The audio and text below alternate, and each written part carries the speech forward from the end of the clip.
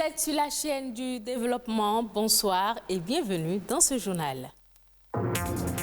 L'université d'Abomey-Calavi a célébré il y a un an ses noces d'argent. Retour dans ce journal sur les acquis de 25 ans de coopération avec l'autorité de recherche et d'enseignement supérieur. Faut-il continuer avec l'utilisation des techniques d'élevage traditionnelles? Michel Babadjide, Adam, défenseur du dit concept, assure qu'il va permettre l'essor de l'économie villageoise et nationale. Vous l'entendrez dans ce journal. Le mois du Ramadan a démarré le 13 avril dernier et c'est parti pour 30 jours de privation et d'intenses prières. À suivre dans ce journal un reportage sur le démarrage effectif du jeûne au sein des ménages au Cameroun. Ce 16 avril, on célèbre la journée mondiale de lutte contre l'esclavage des enfants. Cette journée a été instituée en 1995 après la mort d'un jeune Pakistanais de 12 ans qui avait tenté de dénoncer les mauvais traitements subis depuis qu'il avait été vendu pour rembourser une dette familiale. Les enfants représenteraient plus de 10% du potentiel de la main-d'œuvre mondiale. Quant aux enfants esclaves, ils contribuent chaque année pour plus de 13 milliards d'euros au PIB mondial, soit environ 8 515 milliards de francs CFA. Cette journée a donc été instituée pour sensibiliser l'opinion publique sur ce fléau et ainsi l'inviter à œuvrer pour son éradication. 25 ans de formation au service de la science. L'université d'Abomey-Calavi a célébré il y a un an ses noces d'argent en collaboration avec l'autorité de recherche et d'enseignement supérieur. Une coopération qui a permis de former des cadres techniques et spécialistes de la science. Les détails dans ce reportage de Rodrigue Babagbeto. Élever des insectes pour nourrir des poissons, Mohamed et ses pairs ont toujours voulu en faire une réalité après leurs nombreuses recherches scientifiques. Aujourd'hui, c'est avec grand bonheur qu'ils exposent leur chef-d'œuvre. C'est le fruit d'un programme qui a pour objectif d'utiliser aussi les insectes pour produire de l'aliment pour poissons localement ici. C'est ce projet qui est arrivé avec tous ces objectifs et qui nous permet aujourd'hui, sur place ici, de le faire. À l'origine de ce projet, l'Académie de recherche et d'enseignement supérieur, qui depuis un quart de siècle accompagne l'université d'Abomey-Calavi pour une amélioration des pratiques pédagogiques dans les formations. On a choisi l'université, à l'époque Université nationale du Bénin, comme point de chute privilégié pour développer des programmes qui étaient tout à fait nouveaux, qui visaient à soutenir l'institution en tant que telle, en plus des programmes scientifiques dans différents domaines. Et puis voilà, 25 ans plus tard, nous sommes toujours là avec des centaines de boursiers, des dizaines de professeurs qui ont été formés en Belgique, des centaines de Belges qui sont venus ici. Et pour commémorer à sa juste valeur ces 25 ans de coopération, le bilan est au cœur de cette rencontre de 2 jours. Un partenariat riche et évolutif au service des sociétés, voilà comment résumer la longévité de la collaboration entre les mondes académiques béninois et belges. Ce qui a changé, c'est la qualité de l'enseignement, puisque vous ne pouvez pas avoir une qualité sans formateur. Tout ce qu'il y a comme infrastructure d'accès à Internet a été mis en place avec le soutien de ce programme. Également le soutien aux bibliothèques. Les bibliothèques universitaires ont été équipées et ont été interconnectées grâce à ce programme. L'importance d'une coopération dans le développement du haut lieu du savoir et de l'enseignement supérieur au Bénin n'est plus à démontrer. Cette réunion est l'occasion pour le tandem Arès-UAC de jeter les bases de la collaboration future.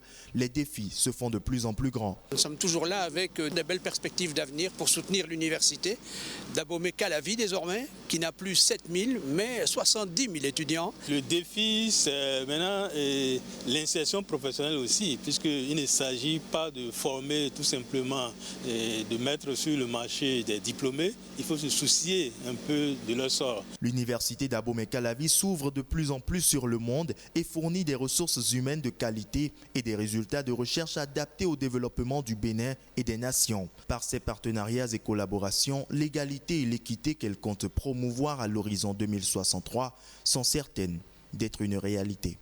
Au Bénin, après plus de 30 années d'activité, il est prouvé que le secteur de l'élevage est économiquement rentable et caractérisé par une forte demande de produits de la part des populations. Ainsi, pour satisfaire le grand nombre de Béninois, l'une des stratégies utilisées par les éleveurs et fermiers dans nos villages est d'augmenter la taille de leur cheptel et d'intensifier la production. Le Bénin pourrait-il un jour devenir producteur et exportateur de volailles à partir du concept La Maison du Paysan? Michel Babadjide, médecin vétérinaire, apporte ici des éléments de réponse. Vous imaginez, nous avons 70% de population agricole et dans ces 70%, il y a au moins 95% qui sont analphabètes et qui ne peuvent gagner leur vie qu'avec la petite agriculture familiale. Cette agriculture familiale est basée sur nos élevages traditionnels. Et nos élevages traditionnels n'ont pas de normes, n'ont pas eu de normes depuis l'indépendance jusqu'à ce jour. Les universités n'ont enseigné que la modernité, l'industrialisation et la spécialisation. Or, ces paysans sont dans une polyculture, et même jusqu'à maintenant, les approches filières ne les concernent pratiquement pas. Donc, ils sont dans le poly-élevage. Et quand vous avez de nouvelles normes pour booster ces élevages traditionnels-là, il y a de quoi rêver, quoi. Il y a de quoi rêver. Je dis, une maison de paysans où on peut commercialiser 2000 volailles par an, 2000 lapins par an, 100 ovins caprins par an, une centaine de porcs par an, 400 pigeons par an, etc. Et je dis, si chaque paysan peut atteindre ce niveau-là, il y a de quoi atteindre l'autosuffisance alimentaire pour chacun, et pour le Bénin, et exporter le surplus d'une bonne production vers les autres pays. Et parce que l'approche, elle est infaillible. Les techniques sont là, elles sont adaptées. N'importe quel paysan peut l'appliquer. Ils ont la disponibilité en temps, ils ont la disponibilité en espace. Ils ont encore la nature à leur profit, quoi. Donc, il n'y a rien à faire. On peut multiplier par 10, par 20 et le niveau actuel à partir de cette approche intégrée maison de paysans. Les autres faits marquants de l'actualité nationale, c'est Dans la Nation en bref, une compilation réalisée par Amandine Aliambousou.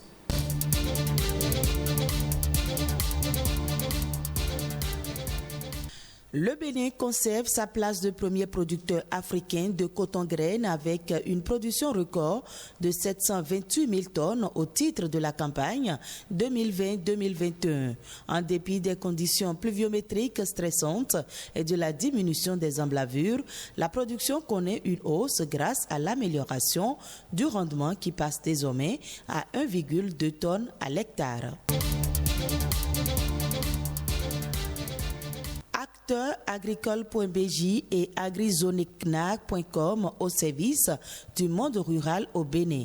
Fruit de la coopération entre la Chambre d'agriculture du Bénin et le projet d'appui au renforcement des acteurs du secteur privé, ces deux plateformes numériques sont mises à la disposition des acteurs du secteur agricole. Si la première est destinée aux consommateurs, la seconde permet d'identifier les producteurs et acteurs agricoles de différentes filières. Elles répondent à la vision du gouvernement qui ambitionne de révolutionner l'agriculture avec les outils numériques, toute chose qui s'inscrit dans les objectifs du projet intégré de transformation numérique des régions rurales lancé il y a quelques mois. Les journées culturelles sont suspendues dans les établissements scolaires du Bénin. Cette activité récréative annuelle qui a cours depuis plusieurs années n'aura pas lieu. C'est une mesure prise par le ministère des Enseignements secondaires, technique et de la formation professionnelle à travers une note circulaire en date de ce mercredi 14 avril. Le ministère ordonne la suspension de l'organisation des dites activités jusqu'à nouvel ordre. Le ministère charge les directeurs départementaux d'instruire les chefs d'établissement au respect strict de la présente instruction.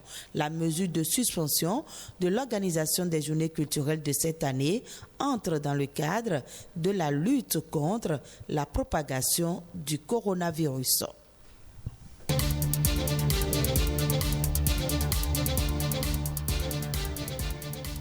Direction le Cameroun où la communauté musulmane observe le jeûne du Ramadan depuis le 13 avril dernier. Dans les foyers, les fidèles se sont bien préparés pour bien entamer un mois de méditation et d'abstinence sur les plans charnels et alimentaires. Les précisions dans ce reportage. Les menus du premier jour du mois de Ramadan dansent sur le feu d'Aïcha. Là, c'est le héros. Ici, c'est un petit rôti de foie. Des repas assez consistants pour les daïrous aujourd'hui. Contrairement aux jours ordinaires, le jeûne du mois de Ramadan nourrit beaucoup plus le panier des ménagères musulmanes. On dépense plus pendant le mois de Ramadan parce qu'on fait plusieurs variétés de nourriture.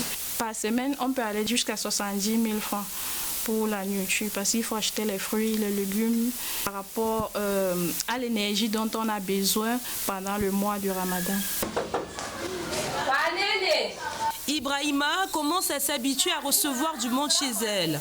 La religion veut que le partage soit le premier menu sur la table, comme le faisait le prophète Mohammed. En plus des repas traditionnels, un parfum de bouillie, de beignets et de salade se dégage de tous les foyers musulmans. Il y a les étrangers qui viennent manger chaque soir forcément. Il y aura toujours 2 à 3 menus par jour. Si je fais mes calculs hebdomadaires, mon panier coûtera peut-être, je suis dans les 100 000. Il faudra tenir ce rythme financier sur pratiquement 4 semaines de jeûne pour que les carottes soient cuites. Ce sera tout pour cette édition. Merci de l'avoir suivi. Retrouvez ce journal sur le site de l'ORTB, www.ortb.bj.